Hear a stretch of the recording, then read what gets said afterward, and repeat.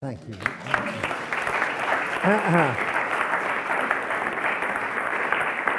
Thank you. Thank you, Lee. What I'm going to talk about tonight is my new television series, which was filmed in Brazil. It's about Brazil. It begins to air on October the 24th, which I think is a Wednesday, and the book is out in 3 days' time. So these are actually advanced copies, right? I'll just try, if I can, to give you a brief overview of the journey and some of the stories, and then maybe we'll have time for you to ask me any questions you want to ask later on. Why Brazil? People most commonly ask, and the really extraordinary thing is I've been traveling for about 24 years in various parts of the world, all the 7 continents, North Pole, South Pole, East Pole, West Pole, but I've never, ever been to Brazil.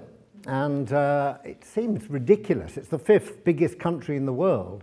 How did I avoid it? And this is quite an interesting thing because a lot of people don't know. I think in Northern Europe, we don't know a lot about Latin America.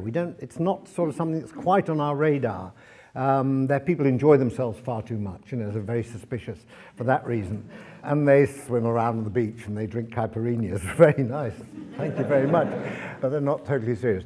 And I think also that it comes down very much to history, and our history, I suppose, in the last 200 years is geared much more to the east, to India and Australia, than it is to South America. So it's something we don't know a lot about, and I didn't really know very much about Brazil. And that's why I put it to the BBC that this would be a good time to go, for 3 reasons. One is that just recently Brazil passed the UK as the 6th biggest economy in the world. And this is a country where in 1994, I think they had 2,000% inflation. I mean, it was a basket case economically.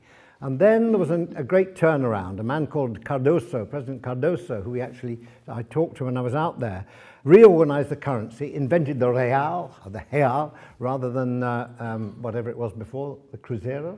Money? Cruzeiro, anyway. Yeah, I think it was. However, he changed the currency around, and since then, Brazil has advanced by leaps and bounds. And the economy is now one of the BRIC economies, the most successful economies of the world, according to Jim O'Neill, Goldman Sachs. Brazil, Russia, India, China. The other thing, I mean, why it's getting attention, of course, is that in 2014, the World Cup football will take place across Brazil, and in 2016, as we all know, who saw the closing ceremony, Rio de Janeiro will host the Olympics. So suddenly, all roads lead to Rio, all roads lead to Brazil. Everyone's beginning to talk about it. So I said to the BBC, we'd like to do a series in Brazil which would coincide with the end of the Olympics, when people are beginning to think about where the next Olympics will be. They agreed eventually. They said, why Brazil? I mean, I've just seen a program about Ludlow. I mean, why Brazil and not Ludlow? Anyway, they needed a bit of persuading. But I like that. I like to have sort of, it's a challenge. But eventually, we did a co-production with the BBC and decided on approaching Brazil by taking 4 separate areas of the country to focus on. It wasn't like my previous journeys, which have all been across lots of boundaries and lots of borders. This was a series in one country, and I think it really needed to be that way. I was very aware when we did New Europe that we moved very, very fast, and we did 20 countries in one series, and some of them were very, very done, I say, rather sort of glancingly. Macedonia, I think we were there for about sort of 7 seconds screen time. And I was reminded of this when I went on the One show to talk about New Europe, and they had got in a group of people from all the countries where I'd been to wave flags, and all their national outfits, sort of Poles and Turks and Moldovans and all that. And the only person who wasn't in national dress was a Slovakian who was in a suit, and rather embarrassingly waving his national flag. And he just came up to me at the end and said, no, I want to talk to you about Slovakia. Oh, I want to talk to you about Slovakia, You really didn't bother with our country, Why do you show a lot of peasants killing pigs up in the north when we have a beautiful Volkswagen production plant near Bratislava? So I said, well, there's your answer. Anyhow, I was very aware that this time we had to concentrate on one country. We roughly have made the programmes from north to south. I've just got this out of the library, actually. It just shows. I'm so glad the library is still here, otherwise it would have been rather a waste of time. But there we are, Brazil. So we started in the north, and the idea was to do a north-south journey. And the way it fell was into 4 sort of separate cultural and geographical entities. One was the northeast coast, which juts out towards Africa. The second one was Amazonia. You can see the Amazon there. Third one was Rio and the mining area down in the middle there. And the fourth program goes down into the south. And all these areas were quite distinct. And by doing all of them, I think we covered a lot of this vast country. We started filming in the northeast, and in many ways this is the classic sort of Brazil. It's big beaches, long beaches. There's a great deal of African influence. There's influence in food, in music, in dress. It's very sort of vigorous, noisy, lively, and the reason for that, of course, is that Brazil was made up of immigrants, but a lot of slaves were brought over to Brazil, more than were brought over to the States. Something like 7 million, they reckon, brought over to work the plantations, the cotton, the coffee, the sugar plantations. The Portuguese, the first footfall of Western Europeans in Brazil was in 1500. A man called Cabral, a Portuguese sea captain, who was actually blown off course. He was meant to be going to South Africa, but there are treacherous trade winds there, and he sort of bounced into Brazil. Ooh, went there and rushed away again to South Africa, where he's much happier there.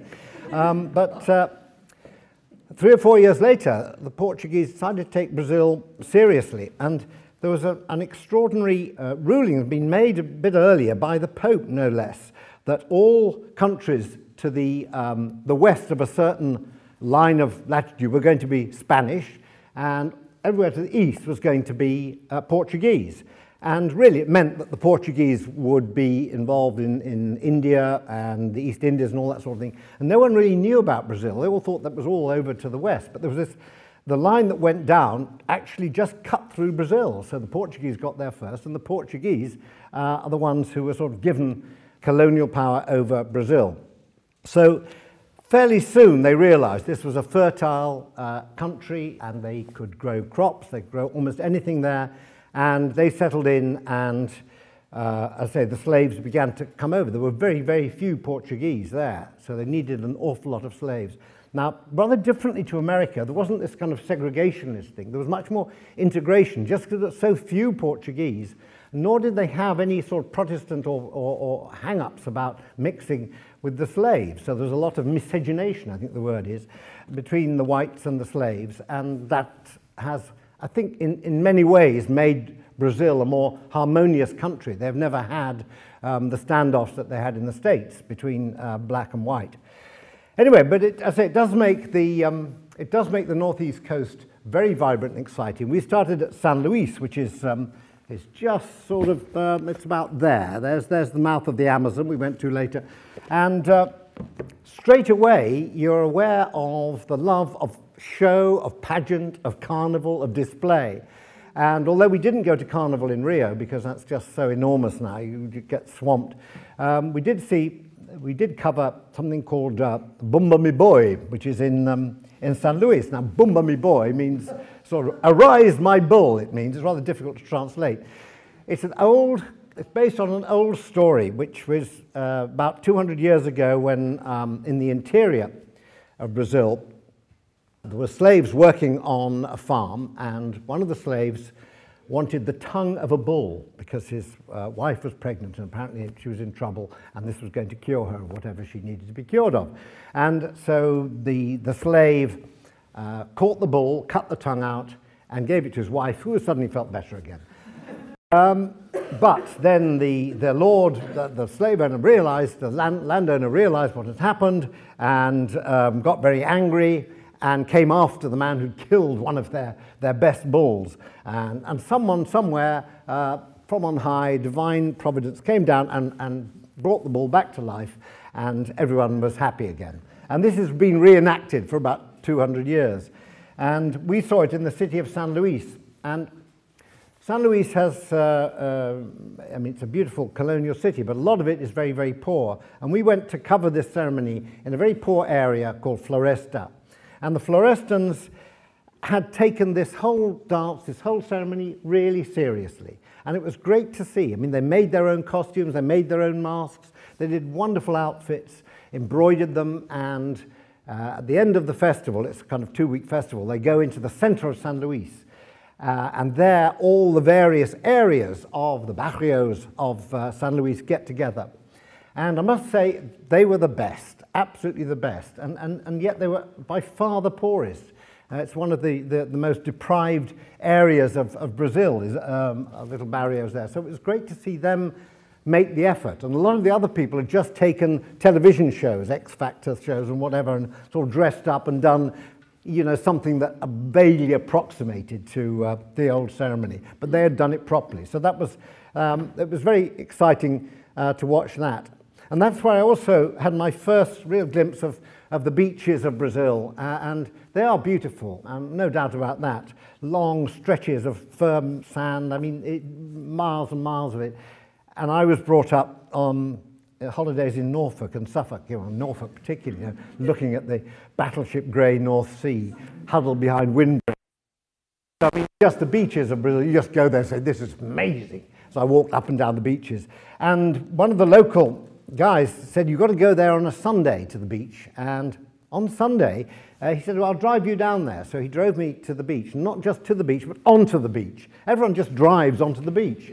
And they all drive and they all park their cars up and they build a little sort of tent and they put a table and 4 chairs underneath. And, you know, for miles along the beach, there's this sort of pop-up suburbia, just exists for Sunday.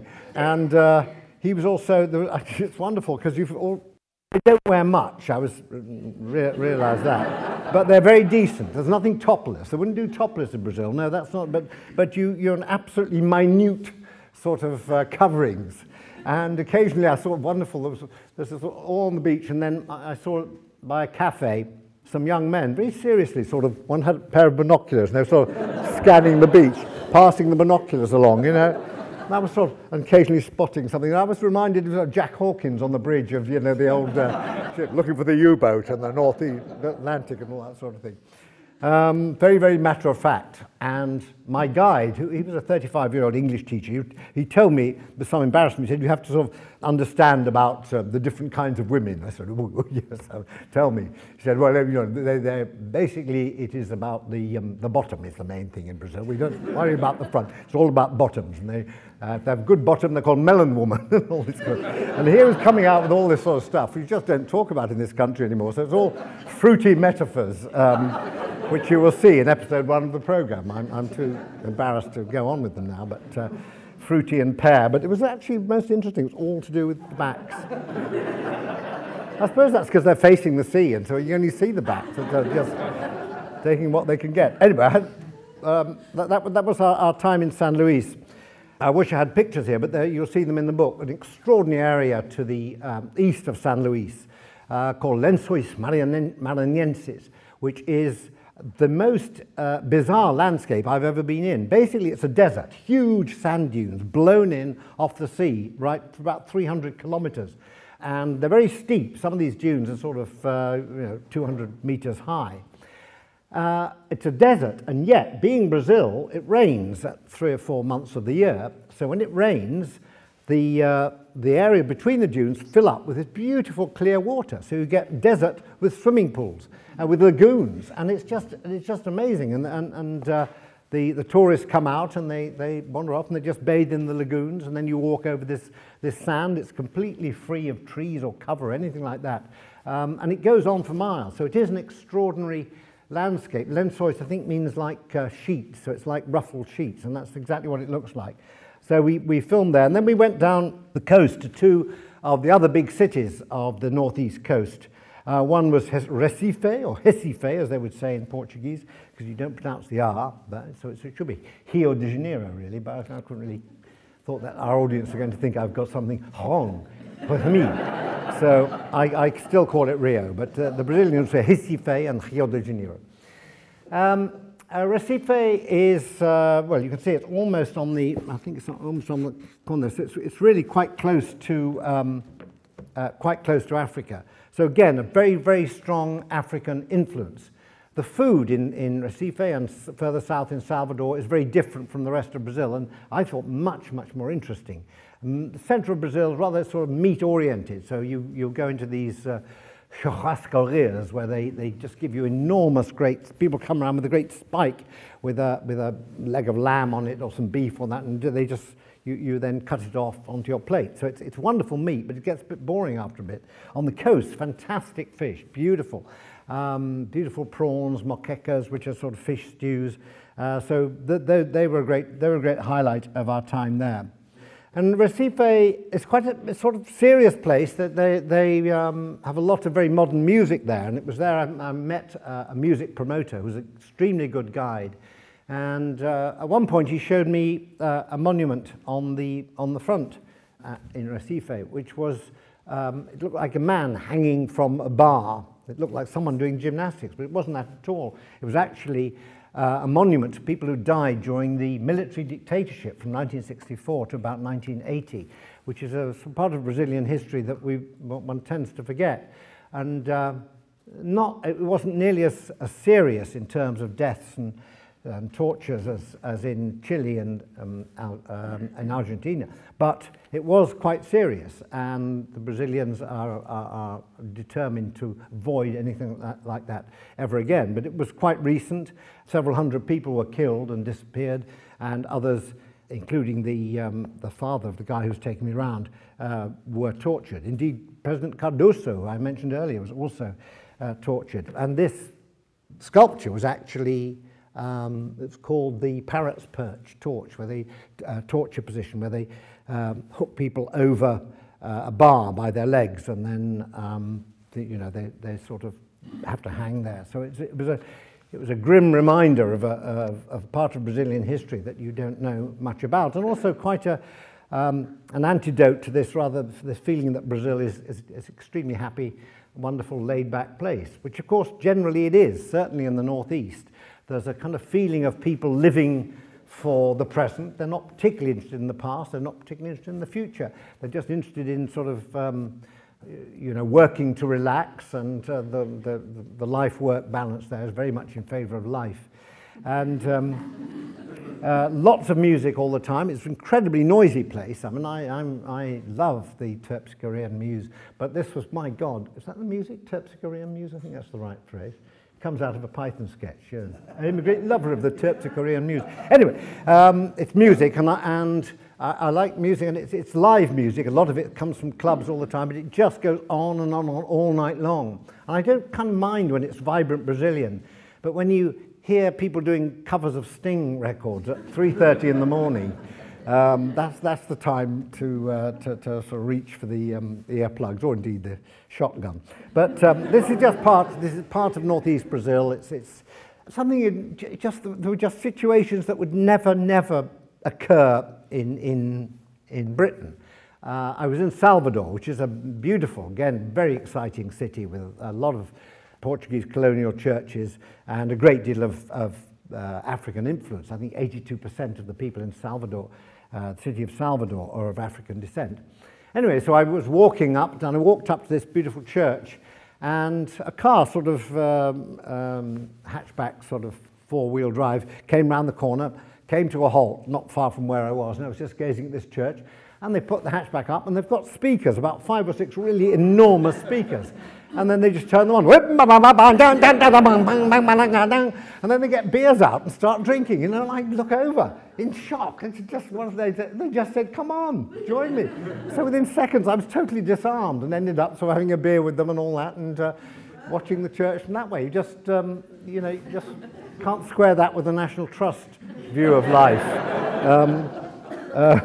But that is Brazilian, and they also say very much what they're thinking about at any one time. They don't. There's not a great deal of sort of messing around the point. And I will give you a very good example. In Salvador, we went to a favela. We saw many favelas, especially in Rio. They're the shanty towns where, well, I mean, basically they were the poorest people of all live. And we went into this favela to meet a man who was teaching capoeira. Capoeira is a beautiful sort of, it originally was a martial art developed by the slaves as self-defense. And now it's a very, very beautiful dance form where you do a big dance and you sort of attack, but you never touch anybody. And it's lovely to watch.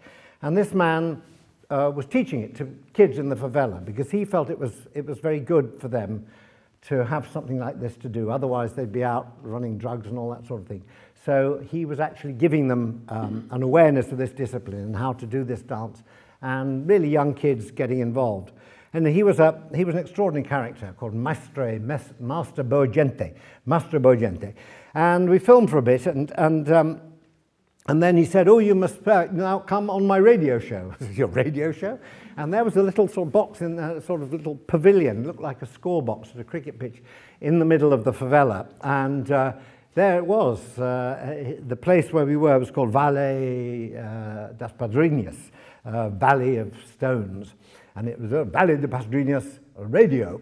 And he was the only man who operated it. And we sat down, and there he was, you know. And so he's saying in his quite good English, broken English, "Oh, well, hello, this afternoon we have Michael Palin, big traveller all over the world. He's on the program. So, Michael, I want to ask you some questions. What do you think of gay marriage?" I went, "What?" I said, "Yes, God, you know. I might just ask me about the rainforest, something like that, but no, gay marriage." So I thought, Catholic country, got to be careful. But I said what I thought, you know. I'm fine with it. I have no problem. People love each other. What they do in bed and all this was up their own affair. So he nodded a bit. "Thank you very much." I thought, "Phew, I've got out of that." And abortion? I thought, what?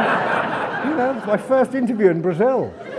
Hit with these things. So again, I said my bit about abortion. I thought, now this is a very difficult one in Brazil. Again, Catholic country. So, but I said my bit.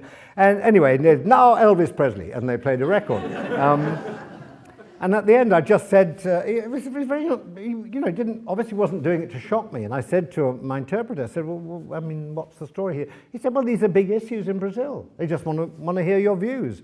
It's just they go straight to the point. They're not going to sort of hedge around saying, "Oh, did you have a nice day? How's your hotel?" So I learned that lesson, that they are they're wonderfully direct. Anyway, that was really the northeast coast was a lesson in shedding inhibitions. And it's just bewildering, I say, to a rather sort of reserved North European to go to this place of great celebration, liveliness. And the other thing I was made aware of there, of course, is the importance of religion. And a lot of it is this mix of the two religions from Africa, the spiritual African religion and Catholicism. And the slaves kept their religion, their sort of spiritual animist beliefs alive by grafting them onto Catholicism. So they have a number of orishas, which are the gods, the African gods, and all these orishas also have an equivalent in the Catholic hierarchy. So there's a St. Barbara, a St. John, and all that sort of thing. And there's a religion called Candomblé, which is basically African with a bit of Catholicism grafted onto it. And it was forbidden until about 1960, I think. And now it's hugely successful in the Northeast. Not quite as successful as the evangelical movement, which is huge in Brazil, and also politically becoming quite significant. So that was the Northeast Coast. That was our first program. As I say, much hair being let down there. The second program, we decided, rather than continue south, to go into the Amazon, the interior. I mean, Brazil is well, you know, the shape of Brazil, basically 80% of the population of Brazil lives within 250 miles of the sea. So that's where about 190 million of Brazilians live, and the other 10 million live in this vast interior, which leads, to Peru and Venezuela in the north there. And in our second program, we started right in the very north and worked down through Amazonia and went, first of all, to a tribe called the Yanomami, who lived on the border with Venezuela. And they're one of the indigenous tribes, indigenous people who lived in Brazil, of course, long before it was called Brazil. They've been there for 2,000 years. There were 5 million, it's estimated, when the Portuguese first arrived in 1500. Now there's about 300,000 left altogether. So the tribes have suffered a lot from mining, from military activity, especially near the border. But there is a feeling now that it's gone too far and that they must be listened to and helped and protected. But this is really quite a new thing. And up in the border area, we went to see the Yanomami people, and they were only contacted about 50 or 60 years ago. And you go to a tiny little airstrip, the only way you can get there is by plane. Then you walk in, and it's about an hour from the plane to this great big circular construction where about 30 or so families live. And there again, it was just fascinating for me to be taken back to a way of life that really must barely have changed for thousands of years. I mean, there's no electricity there, there's no water apart from the water in the streams. So it's all really very simple. You live on their terms.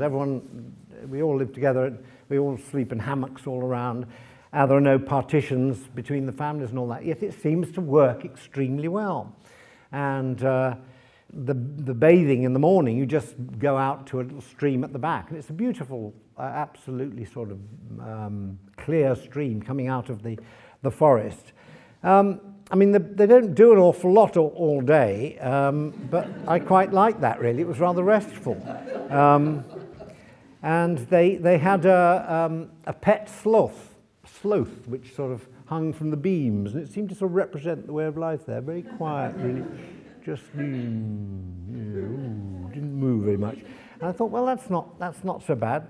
But they have to work hard for what little they have. I mean, the manioc from the forest has to be, the gardens are about sort of 2 hours walk away. So in fact, they actually do quite a bit of exercise during the day. But they don't, at the moment, particularly want to join in with the rest of Brazil. But there are pressures on them. And as I say, there are gold prospectors up there, and the gold prospectors put mercury into the water in order to flush out the gold. That poisons the water, so people's water supply is being poisoned. There have been a lot of diseases up there which brought in from outside, and these people have lived very happily for about 2,000 years. I mean, they obviously get ill, but they don't get ill from the diseases that have been brought in by outsiders. But that is now a problem, and that's the one thing which the chief of this particular group, and they're a group of about 10,000 on either side of the border, the chief of this particular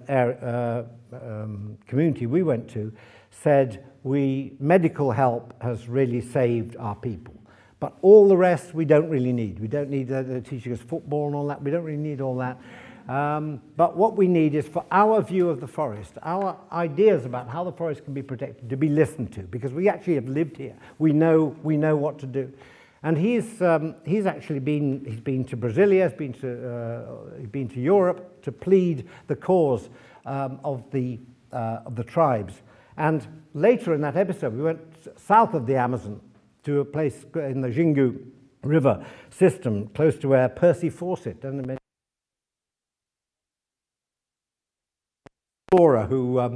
went to look for El Dorado, and several times he completely disappeared.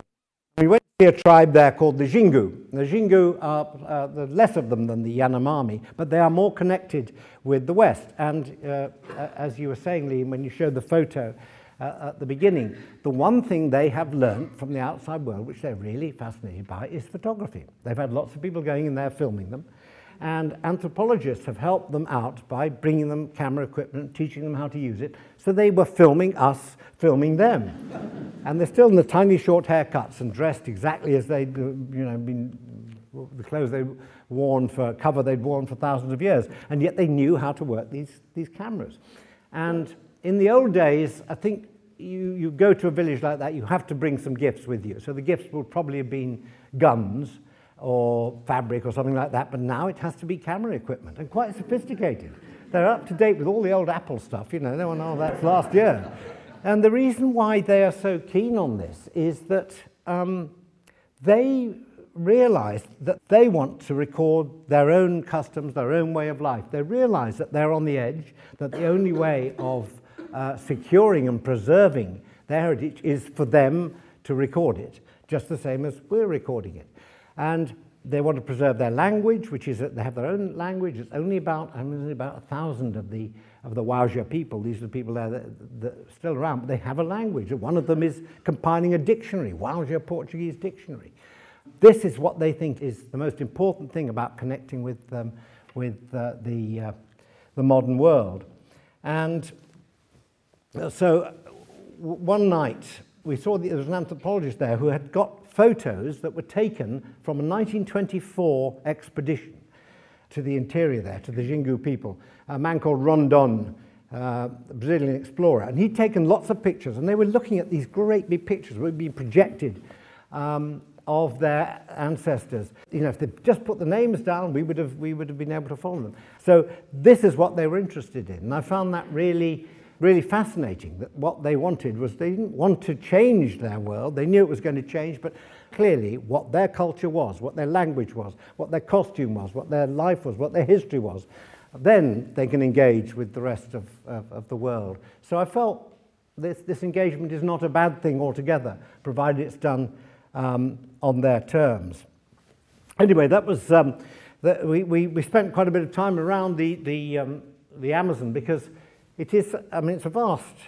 The Amazon is vast, but so are many of the rivers flowing into the Amazon. Apparently, there's over 20% of the world's total fresh water is in the Amazon basin. You can imagine it, because right up in the north, hundreds of miles in the north to thousands of miles in the south, these rivers all flow into the Amazon, which, and I thought it's a wonderful statistic, water flows out of the Amazon at, I think it was 57 million gallons every second into the Atlantic.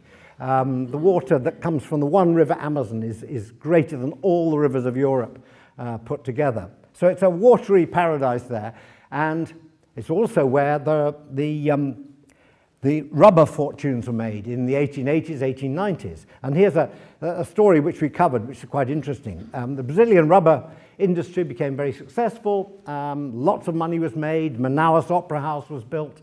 And in 1876, an Englishman called Henry Wickham had, prompted by Royal Botanical Gardens at Kew, smuggled out of Brazil some rubber seeds of the rubber tree. And he claims he was just taking them out. He wasn't smuggling them. But he's about the only person the Brazilians don't like. I mean, they're terribly nice people. They don't really have enemies, but they don't like Henry Wickham, because he took them back to Kew. They were germinated there. In 20 years, they were taken to Malaysia and to the British colonies of India and Malaysia, where they grew extremely successfully. Whereas and within a very, very short time, the Brazilian rubber industry just collapsed. So Henry Wickham is seen as the man responsible for the collapse of the rubber industry. However, they made a second attempt to revive their industry. In the 1920s, Henry Ford came to Brazil, and, well, he didn't come to Brazil, he sent people to Brazil, and he said, they grow rubber there, don't they? Well, they did, but let's grow more rubber, and let's build factories there, because Brazil's a booming market for automobiles, and we will revive the rubber industry, and we will create rubber for our tires and parts for our cars. And so he sent people out there, and they created a place called Fordlandia, right modestly called, right in the middle of the jungle. And they planted these rubber trees, but unfortunately they didn't take on. There was leaf blight, disease, the workforce was sort of unhealthy, and despite all the money that was poured in by Henry Ford, the experiment failed. And yet you can go to a place called Fordlandia. It's not easy to get to. You go on a boat from Santarém on the Amazon and down a tributary, and you find the remains, this ghost town of the Midwest, because he wanted it to be built not in Brazilian style, it was going to be Detroit, Michigan, built in the jungle. So it looks like that still. There are sort of streets with fire hydrants and clapboard houses. There's a hospital that was built by a man called Albert Kahn, who was responsible for building the huge Ford factory in Detroit. And it was state-of-the-art hospital, and they had metallurgy and x-ray rooms and rooms for all the various treatments, and now it's just the roof's fallen in, and it went into one of these rooms, which was a sort of salad x-ray, I think, and out came these bats just living in there. So bats flew out. So, and there's turbine halls, and there are machines made in Newark, New Jersey, and they have no use anymore. that was most extraordinary to see this vast failed experiment right in the middle of the jungle. So we'll see that in our second program. We went down there. And there's a very good book by a man called Greg Grandin, not a name you can forget, which is called Fordlandia. And I do urge you, any of you are interested in this fantastic story, read Greg's book. Anyway, must hurry along. We've only got through the first two programs. The third program of this epic quadrilogy, Rio and the mining area. Now, the plantations created the first great wealth of Brazil, but it was really in about 1800 when gold was discovered in considerable amounts in the mountains about 200 miles north of Rio that things really took off. And alongside the gold, of course, there was iron ore, because iron ore and gold are found together.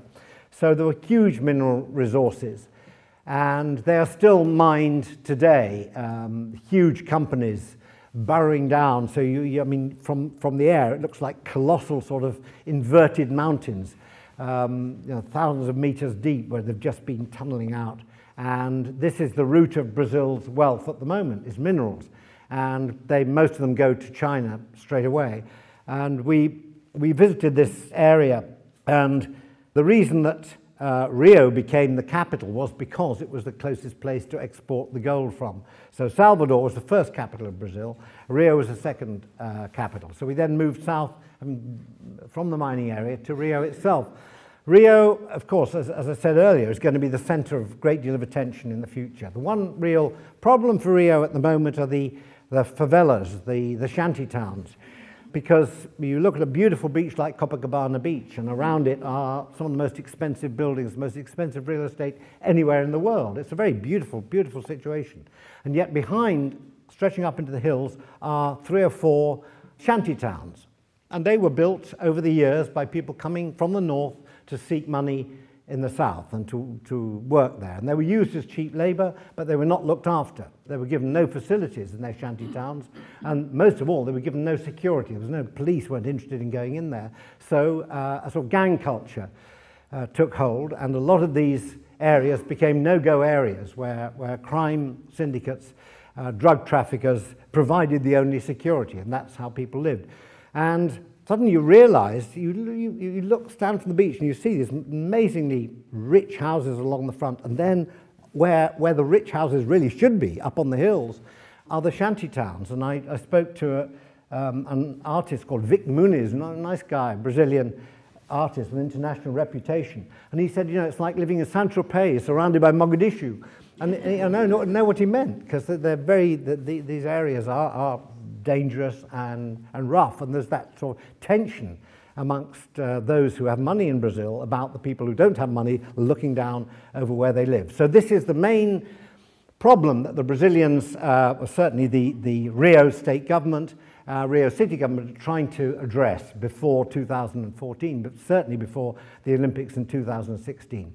And what they've been doing is they've introduced in 2008 a policy called pacification.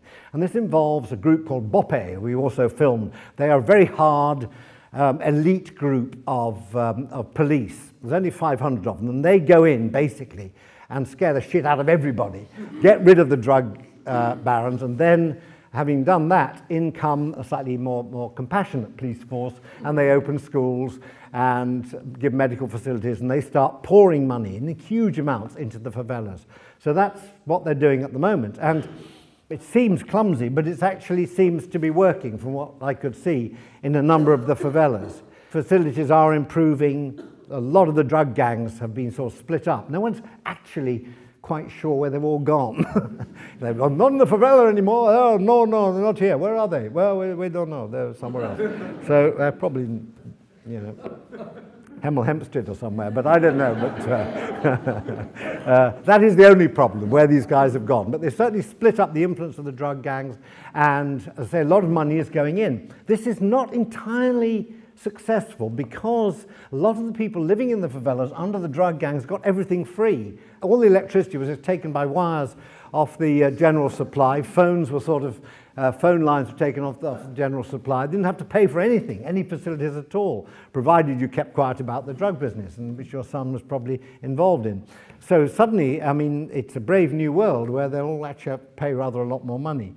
But the thing to remember is there's 1 million people, at least, in Rio, living in these shanty towns. And these are not outcasts. These are people who the city needs to run the city. They're drivers, they're nurses, they're all sorts of people who sweep the streets, clean the streets, hotel staff and all that. So they need these people. And this is a very, very big issue for Rio, and indeed Sao Paulo too, to a lesser extent, in the next few years. And we filmed some initiatives there, including an English guy who was a boxing champion. And he went to Brazil to study there, and was so appalled by what he saw of the children involved in the drug business that he set up a gymnasium, and he said, I'll teach them boxing. That's one thing I know about. I can teach them to box. And he said, perhaps the best thing of all is, you know, that you can't stop them fighting, but you can stop what they're fighting for. So instead of they're using guns, they're using their fists. And he's, again, been extremely successful. Boxing champion, some members of the Brazilian team and all that. So there is this will to change things, which I think is very important. You think of Brazil as being, I do, a little bit laid back, but no, they will confront these problems. And I think it'll be most interesting to see what happens by 2016 when the Olympics come along. I mean, they have other big problems. The hotels need to be, capacity needs to be increased, it needs to be improved, and the Rio Metro has about 25 stations. I mean, London has 270 or something like that. So they're building a few more, but it's not really, I don't know how everyone's going to get around. But they will have a great party, because that's what Brazilians do. They really, really know how to have a good time. I'm just talking of Copacabana Beach. It's this wonderful arena, which I love being part of. It's just again, so extraordinary for an Englishman to look out, and the beach is all very well kept, and they don't, you know, all little sun umbrellas are all red, you know, they don't have, it's not a mess, and you don't take much to the beach. And someone said to me, the richer you are, the less you take on the beach. So you basically get everything you want there, and you just dress in your little tiny outfits, skimpy outfits, and off you go. But I was asked on the second day in Rio, it's a bit of a culture shock really, to attend the Gay Pride March they have there. And the organizer, who's a transvestite called Marjorie, Marjorie said to me that when she was on the first of the Gay Pride marches only 20 years ago. There were 28 people, they had sticks and stones and rotten fruit thrown at them. 20 years later, it shows how things have changed. There were nearly 1 million people took part in Copacabana that day. It is the biggest gathering I've ever been part of. And completely safe. There were very few police there. And I was, they asked me to go on the transvestites and transsexuals float. So I said, well, what do I wear? They said, well, you know, the theme is peace, so you wear white. Everyone's going to wear white. So I thought, well, I got this white. So I had a white T-shirt and had some slightly off-white khaki shorts. And so I was at the top of this bus with all these transsexuals showing off their new bits and all that, and all dressed in fantastic colours. And there's me in the middle looking like the deck chair attendant, you know, sort of completely out of place. But it was a most extraordinary event, as everyone's completely celebrating the fact that they are allowed to be gay if they want to be gay. And that, I think, again, like many things in Brazil, it seems to have changed very, very suddenly. Anyway, quickly go on to the last part, which is in many ways, I thought it was going to be the least interesting. It was one of the most interesting. That's southern Brazil, Sao Paulo in the south. And this, if the northeast is African Brazil, very much influenced by African immigration, well, no, certainly not, certainly forced immigration, but immigration nevertheless. The southern part is European Brazil, enormous numbers of immigrants. I think the population grew from, I think it was something like sort of 70 million in 1955, I've got this right, to about 170 million in 1995. I mean, the wave of immigration is absolutely colossal. This is the population of Brazil. So a lot of Italians, a lot of Poles, a lot of Japanese, a lot of Chinese, a lot of Germans, and there are very smart cities down there. You know, the standard of living is much higher than it is in the north, but they're just not quite as colourful, not quite as lively. But there was one city called Blumenau, which is the local Germans who've been there for about, I think about 130 years, don't particularly feel Brazilian. They still speak German. German is still taught in the schools, and the Brazilian authorities allow them to do that. And so we came across this little area where they still do alpine dancing and wear little hats with feathers in and all that sort of thing. And I was given the job, I always get some nice job, of sitting in a sidecar with a German man, well, a German Brazilian, in sort of alpine costume. And the sidecar was a huge, great barrel of beer, a Pilsner, which he makes himself. And he goes around sort of events and all that with this great, and we just dispense beer to people. So I ended up dispensing beer to these people and eventually getting roped into dancing, all that sort of alpine dancing and sort of foot slapping and all that sort of stuff, which was very, very different from the dancing I did in the northeast in Salvador, where there's a dance called forró, and forró is just an amazing dance. And you hold your partner like that, and the top half of your body just hardly moves. Everything happens down below. So it's quite extraordinary, you know? And their legs are going all, it's just quite incredible. So, you know, whoa, unbelievable. So that's a bit of the difference between the two Brazils. Two last very quick thoughts, certainly in the south, before you answer some questions. The natural beauty of Brazil, I've done a lot about cities and all that. It is fantastic. We went to an area called the Pantanal, which is the largest wetland, much bigger than Everglades, largest wetland in the Americas. And that's a very calm, quiet, beautiful place if you want to sort of get away. And a lot of farmers down there. And we went on up on the rivers, fantastic bird life. And there I actually was told, I actually caught a piranha fish and ate it. I mean, that's revenge, isn't it? Because it's usually the other way around. I didn't eat all of it because the man my guide, taught me how to catch piranha fish. I got it out and he then said, I'm going to make piranha sashimi. So he gutted the piranha and he just gave me the entrails. He just throw those in the water, just get rid of them. So I threw them in the water. And before they'd actually reached the surface of the water, an alligator shot out, grabbed them. And I hadn't seen him before, but he's obviously lurking around. So lots of wildlife there. And it's sort of gaucho country. It's very traditional. And in a number of societies, not just the indigenous tribes, but also we saw cowboys in the northeast, gauchos in the south, ways of life that are beginning to disappear. And therefore, very few people are defending them very, very staunchly. And I think Brazil is changing. And my impression at the end of the whole journey was that as Brazil becomes a bigger player on the world stage, becomes a bigger economy, becomes perhaps more like the rest of us in terms of financial strength and all that sort of, will it change the people? Because they're not terribly, I'm maybe really traducing Brazilians here, they don't seem desperately interested in the rest of the world. I mean, they've got a good life. It's a country of enormous abundance, beautiful food, lots of water. They can plant anything there and it'll grow.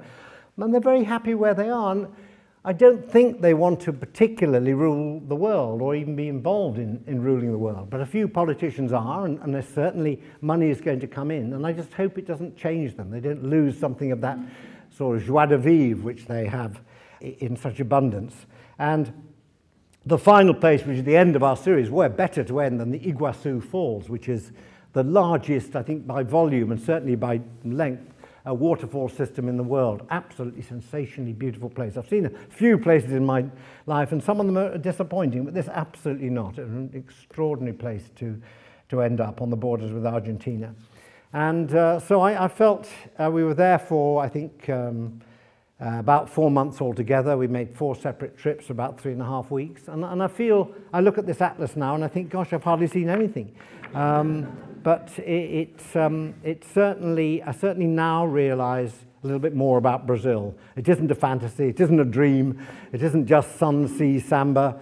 There's a lot more to it, and it's a vast, complex, rich, and lovely country. And I hope you'll enjoy the series when it comes out, and will feel, as I do, that it's a place to be treasured. Thank you. You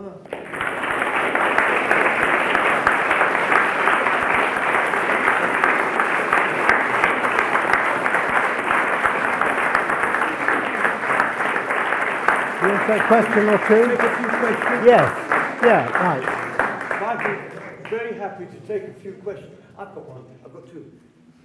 Well, that's... In the book, yeah, you mentioned the Amazon Symphony Orchestra. Oh, yes. Yeah. And the other thing, which you went into the water with these rather dangerous dolphins. Yes, and yeah. you used the word apprehensive. Oh, yeah, that's right. Well, the orchestra was that's in Manaus. We went to the Opera House, which is quite sumptuous. I mean, Manaus is a bit of a dump now, but the Opera House was built in 1890s, height of the rubber boom, and it is absolutely spectacular, no expense spared. Great columns, marvellous murals, a lot of French design, Italian design, Scottish steelwork and all that. It is just a great building. And the orchestra were actually playing at the time, were just rehearsing, and they're called the Amazon Symphony Orchestra. And there are very few Brazilians there. A lot of them were from Eastern Europe, musicians who, it's an interesting thing here, there were a lot of them from the old German GDR. And they said that, you know, under the communists, a lot of money was put into orchestra, music and all that. And now there are so many orchestras that a lot of them can't find work. So they've come to, a lot of them have come to Brazil. So a lot of the Amazon Philharmonic Orchestra were from Eastern Europe. And yes, the encounter with the Amazon dolphins, there's in a tributary of the Amazon called the Rio Negro, there are these pods of dolphins. There aren't many of them. They're called the Pink River dolphin. That sounds like something Billy Connolly might have thought up. But anyway, they're not a euphemism. They really are the actual thing. And I was taken to this little platform in the middle of the Rio Negro. And the rivers are like lakes. I mean, you can't see one side from the other.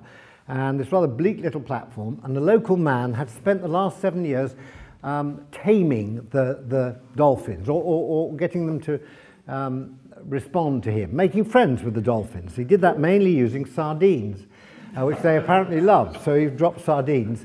And now you can, if you want to, go into the water and swim with the dolphins. But it's not quite as easy as that, because you have to, first of all, have to wear a special garment, health and safety. I mean, Brazil is not much into health and safety, I didn't think, but in this case they are. So I had to wear a sort of big rubber tutu, sort of red tutu, before I got into the water. And then I stand on a little platform, and sure enough, these dolphins come out, and the first thing I noticed was that they have beaks about a foot, about 18 inches long. I mean, and they have about 25 very sharp teeth on each one. So it's not just pat the little dolphin on the head, it's kind of these things. And then when you actually go into the water and you feel them sort of bumping up around you and all that, and I think, my God, I hope they don't, you know, mistake anything for a sardine. And so, you know, I was apprehensive, the word you use. And yet they're absolutely, I mustn't get all soppy about them, but there was an absolute feeling of total safety. You never felt they were going to touch you, I mean, harm you at all. And they were obviously playing. I think it quite liked sort of frightening me, where suddenly sort of, boom, suddenly up comes this beak, and then off, and bang. But they just really were the big, heavy animals bouncing off your leg and into the water, and then coming back and bouncing again. You really felt they were playing a game. And I've never done anything like that before, never swum with any dolphins. So I'm glad I waited for the Pink River dolphin of the Amazon to do it for the first time. Yes? How many facts we ever heard that Brazil when yeah. growing up was 5 football pitches? Oh, yeah. And I saw an area the size of Wales or something like that. Yeah. I wondered if that's still reported in the cities in Brazil and what people's thoughts are on that. The rate of reduction of the rainforest has slowed quite considerably in the last, I mean, we're talking to Greenpeace people out there and all that, who you would expect to have, you know, serious figures of damage done. But they all say in the last 6 or 7 years, there's been year on year a reduction. So the message is getting through from the government that actually the forest is important and sustaining the forest is important. And they're very, very tight now on controlling the creeping sort of deforestation. People, well, we just take a little bit here, and then, oh, if you've taken that, then the rest of the land isn't much good, so we might as well have that as well. But the whole problem about it was just it wasn't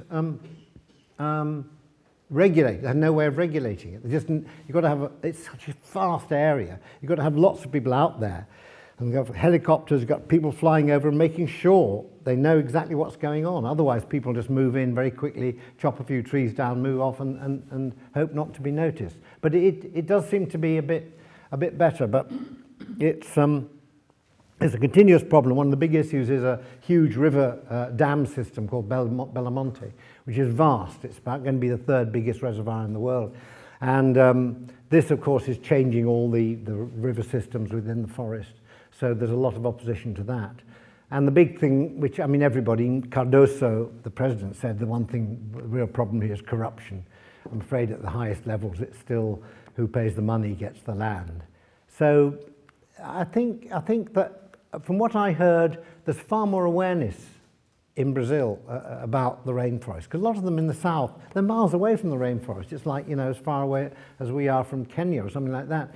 But they are beginning to realise it's, you know, it's important. So it seemed on balance to be a slightly better situation. Yes. Yeah. Two separate questions. What's São Paulo like? It's basically one of the biggest cities of the world. It's an absolute nightmare place. And another very big question. You mentioned a serious question. You mentioned Catholicism briefly. I mean, is Catholicism very, very under the power of the priests or the bishops and so on, very, very significant in Brazil, far more so than in Europe? Related to birth control, abortion, and so on. Well, to answer your first question about São Paulo, yeah, it is vast and difficult to describe in one go without just saying it's a vast megalopolis. I mean, it's over 20 million people. And it's a restless place full of people. The constant sort of traffic jams. Apparently, the longest traffic jam in the world was recorded in São Paulo, 200 miles long. So the people who've really got money don't even go by car; they go by helicopter from the top of one building to another. But on the other hand, it's a city which offers all sorts of things in little neighbourhoods. You do get better bookshops, better museums, art galleries than you would get anywhere else in Brazil. But it's just kind of huge and featureless, a lot of it. So that's São Paulo written off. Catholicism, I mean, I can't answer your question with any great authority. Clearly, the power of the church is still very, very strong. Brazilians are believers. A lot of them go to church. But as I say, the largest growing area of sort of religions and faith are the evangelicals. That's the big story. They're really, really huge. And we went to an evangelical church where there was an entire congregation of entirely women, and it was a woman sort of singing and telling them about how women had to be strong and men were bastards and all that sort of thing. I mean, nothing new, but there it was really. This is where the dynamic seems to be happening. So maybe it's just a question of the Catholic Church becoming a bit old, a bit creaky, a bit challenged. But the issue, like the guy asking me on the radio about abortion, the fact they can talk about it now does seem to suggest that things are changing. Why did you, write the truth? Is it because you met a person who started this story, or was it a sort of an antidote or antithesis to your travels? I wrote the truth because I wanted to write a novel, and I wanted a story, and I wanted it to be about something. And I remember it was 2009. I think there was an awful lot in the newspapers about politicians' expenses and all that, and lots of people saying the truth is, and then the next day you realise that they've been lying through their teeth. And it wasn't really that people, surprise, surprise, people lie, that we all know that, but it was just this self-righteousness that went with it. I would never do a thing like that. Well, I might do a bit. Well, actually I did. And the people were sort of using the word, the truth, the idea of the truth, was sort of abrogating it for themselves to describe their truth rather than a truth. So I just thought I'd write something about what the truth is, where it really lies, and made it into this story about the journalist writing a book about a man who he thought was as near a representative of the truth and honesty as he could find anywhere in the world. Yes? Are you tempted now to go on and do programs about other Latin American states? Well, I've been to certainly the western part of South America and really enjoyed it. We did a series which took me up through Chile, right the way through Chile into Peru, Colombia, and it was absolutely fascinating. I'm not saying, I've done South America, but probably have visited most of the places. So I'm not particularly looking to go to another Latin American country at the moment, only just because I quite like to go somewhere different each time, take a different, somewhere that's quite new. But I'd certainly like to go to Central America, which I don't know at all. Yeah. Yes? If you had to revisit one of the 4 areas, which would it be? Now that's a good question. If I had to revisit one of the 4 areas, I think it would probably be the Amazon, because it's it's so large that I realise we only just saw tiny bits of it. And I'm just watching the edit of the 2nd programme, which is in the Amazon. There's something really beguiling about it. It's everywhere else is noisy and it's modern and it's rushing around, and this is a real stillness. And you have to try and understand how the people live there, and it's all very different from what you normally take for granted. And there's a great feeling that you are, with these people in the centre of an enormous emptiness. And that's rather good. It creates a sort of bond with people. So I wouldn't mind going to a few more of those villages and staying a bit longer, especially as I now know how to put a hammock up. Yeah. Interested in your views about Rio and how it will go holding both World Cup and Olympics over 2 years. I mean, it's a very tall order for any city. And given what you said, what are the sorts of problems you might expect, and do you think, given London's recent experience, that they'll sort of pull it all together in the end? Well, I mean, the World Cup is not just Rio, so they haven't got the whole weight of it. It's going to be cities all over Brazil. They're building stadiums like mad up in Belo Horizonte, and Manaus is also, they've got a stadium up there. So it's not entirely going to be the full weight on Rio. And Rio, they're rebuilding the Maracanã Stadium, the great famous stadium where the only other World Cup that Brazil hosted, Brazil was beaten by Uruguay in the final 2-1. And it's just, that is their day of national disgrace. They cannot believe it. It was just, apparently the rest of the game, the last 50 minutes, is called the Great Silence, because no one knew what to say. And there were something like... What? Is that why they're knocking it? Well, yeah. Well, there were. It's interesting because the crowd that watched that final was apparently the biggest recorded crowd at any football match. 199,254 people were in there. And now they have knocked it down, and it's going to be rebuilt extremely elegantly and will only fit 70,000 people. So you won't get quite the same feeling that must have been that day. But they are they're rebuilding the stadiums, they're investing money there. There's undoubtedly money around. Rio's got a very, very charismatic and progressive mayor called Eduardo Paes, he's really good, and I think he's going to try and make it work. They've only got a certain amount of things to work with. As I say, the transport system is pretty basic. There are no railways really in passenger railways left in Brazil. So they've got the underground, they've got buses, but that's about all. So how they're going to move all the people around, I don't know. But they will have a good time. I mean, part of the London Olympics, the success of it, I think, was just the spirit of Londoners and the way they all enjoyed having people come to their country, and they enjoyed watching the events, and they were so proud of the whole thing. And I think that Rio will put on a terrific party. And you've also always got the beaches, it's a great sort of kind of overspill. If everything gets a bit too tight and noisy in the city, you always go onto the beach. There's always room for everybody. So them. Yes? Did people recognise you out there? Did people recognise me? Not many, no. Fortunately, I don't think many recognised me when I was on the float with the transsexuals. No, the people in Rio and Sao Paulo, yeah, they kind of knew a bit about Monty Python and all that quite extraordinarily. But generally speaking, not, which is great, because I'd far rather travel where I'm not recognised than I can do what real travelling is, which is watching other people rather than being watched yourself. One more question. Yes. Boring one, but where does all that wealth come from? The wealth in Brazil?